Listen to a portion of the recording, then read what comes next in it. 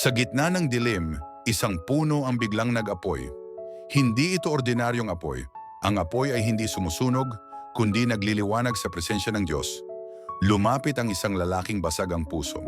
Dala niya ang bigat ng kanyang kasalanan. Ang kanyang mga mata, puno ng takot at tanong. Panginoon, bakit ako? Ang tinig niya ay basag puno ng pagsisisi. At mula sa apoy nagsalita ang Diyos. Dahil kilala kita, anak, ngunit ang pangalan mo, wala pa sa aklat ng buhay. Tumigil ang hangin, tumulo ang luha ng lalaki. Ano pong dapat kong gawin? Isuko mo ang puso mo. Hindi kita sinusunog para parusahan, kundi para linisin. At isusulat ko ang pangalan mo, gamit ang tinta ng aking awa.